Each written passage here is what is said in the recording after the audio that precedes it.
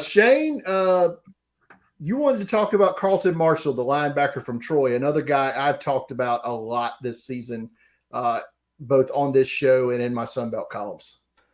And he is the other Senior Bowl invite that we didn't talk about. A Correct. Mobile, Alabama native, got the invite to the Senior Bowl after a really good bowl game against UTSA in that Cure Bowl. And look, Troy played really good defense. I mean, that's how they won 18-12.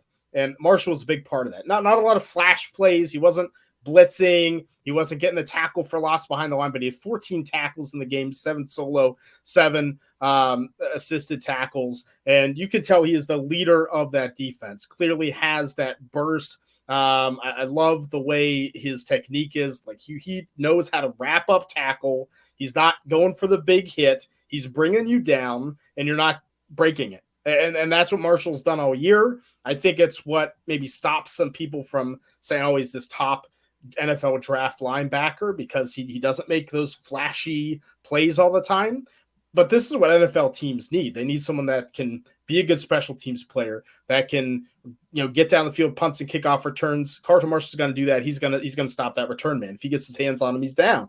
And then we see the injuries in the NFL. I think Martial can be someone that steps in and just plays so smart and so well, and doesn't, knows how to get off of blocks, that you can't bench him. He's going to be a better player than where he gets drafted, I think, on day 3. So it was a rough bull stretch for me in this first week of finding players that are going to be in this draft, that are draftable, that are great players. And Marshall's clearly one of them. Yeah, it was a rough week for both. Like I said, had I not had this record-setting game right in front of my eyes, I too would have struggled a tad to find somebody.